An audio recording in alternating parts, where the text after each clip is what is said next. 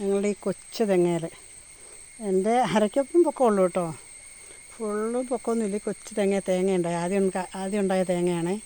അപ്പോൾ ഈ തേങ്ങ കരിക്ക് പാകമായി എങ്കിലും ഞങ്ങൾ നട്ടിട്ട് 2 കൊല്ലം 3 കൊല്ലം ആകുന്നേ ഉള്ളൂ കേട്ടോ.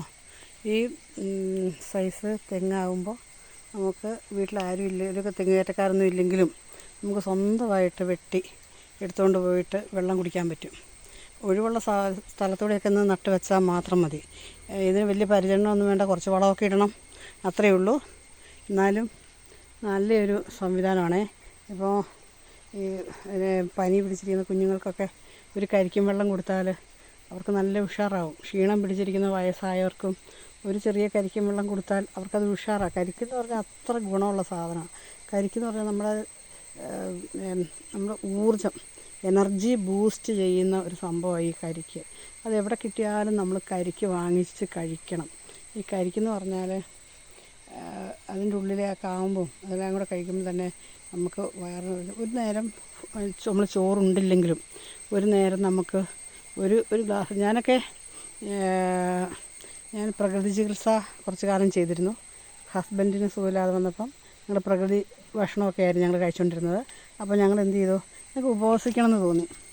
അപ്പോൾ ഞങ്ങൾ ഓർത്തു, അവിടെ ഡോക്ടർ വടക്കഞ്ചേരിയുടെ ഒരു ക്യാമ്പുണ്ടായിരുന്നു ഞങ്ങൾക്ക് മണ്ണാർക്കാട് വെച്ച്. അപ്പോൾ ആ ക്യാമ്പിൽ ഞങ്ങൾ പോയി 10 ദിവസം അവിടെ നിന്നു കേട്ടോ. ഞങ്ങൾ ഈ 10 ദിവസവും ഞങ്ങൾ ഉപവസിച്ചു. എങ്ങനെയാണെന്ന് വെച്ചാൽ ഞങ്ങൾ കരിക്കും വെള്ളം മാത്രമാണ് ഞങ്ങൾ കുടിക്കുന്നത്. വേറെ നിങ്ങൾ ആരും വിശ്വസിക്കുകയില്ല. പിന്നെ പച്ചവെള്ളവും തരും. പിന്നെ രാവിലെ എന്തോ നെല്ലിക്ക ജ്യൂസോ നെല്ലിക്കയുടെ വെള്ളം തരും. വൈകുന്നേരം ഒന്നുമില്ല, രാവിലത്തെ നെല്ലിക്ക വെള്ളം കുടിക്കും.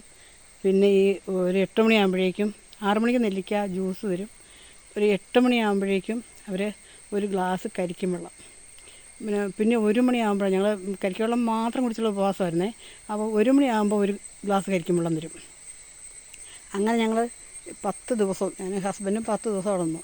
എനിക്ക് ശരിക്കും അതിൽ നിന്ന് ഒത്തിരി ഗുണങ്ങൾ കിട്ടി. കാരണം കഴുത്തിന് വേദനയും നടുവേദനയുള്ള ആളായിരുന്നു ഞാൻ. അപ്പോൾ ഞാൻ എന്ത് ചെയ്തു, ഈ ഉപവാസം എടുത്തതിന് ശേഷം എൻ്റെ കഴുത്തിൻ്റെ കോളർ ഇട്ടിട്ട് നടക്കാൻ പറഞ്ഞ എന്നോട്, ഞാനത് അറിഞ്ഞില്ല കേട്ടോ. ശരിക്കും ഞാനിത് കോളർ ഉപയോഗിച്ചുകൊണ്ടിരുന്നു. കുറച്ച് കഴിഞ്ഞ് ഈ ഉപവാസം എല്ലാം കൂടെ കഴിഞ്ഞ് കഴിഞ്ഞപ്പം എനിക്കൊട്ടും വേദന ഇല്ലാതായി. ഞാൻ ആ കോളർ ഉപേക്ഷിച്ചു. 20 കൊല്ലത്തോളമായി. 2007 അപ്പം 19 കൊല്ലം കഴിഞ്ഞു.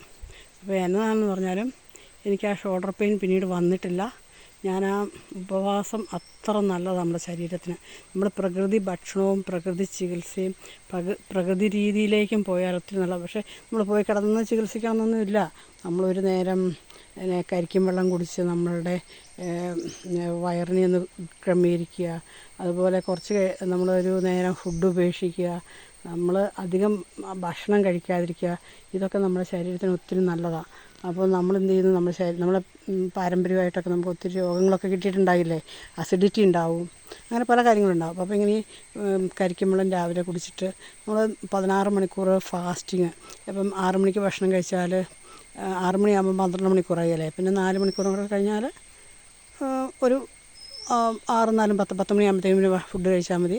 വളരെ നല്ലതാണ് നമ്മുടെ ശരീരത്തിന്. നമ്മുടെ ആ ക്രമീകരണം അതുപോലെ വൈകുന്നേരം ഓവർ ഫുഡ് കഴിക്കാതെ ഒരു കരിക്കും വെള്ളം അതിലെ ആ കാമ്പൊക്കെ കൂടെ തിന്നിട്ട് കിടക്കുക.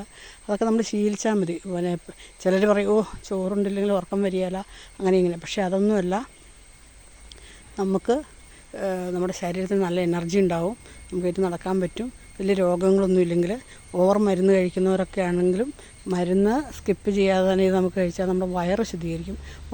വെച്ചാൽ ഇതിൻ്റെ ഉള്ളിലെ കാമ്പ് എടുത്ത് കഴിക്കുമ്പോൾ അത് നമ്മുടെ ഗട്ടിന്, നമ്മുടെ വയറിന് അത്ര നല്ലതാണെന്നാണ് പറയുന്നത്. ഇതാണ് ഞാനിത് കൊണ്ടുപോവുക കേട്ടോ. ഇത് വെട്ടി വീട്ടിലേക്ക് കൊണ്ടുപോവുക. അപ്പോൾ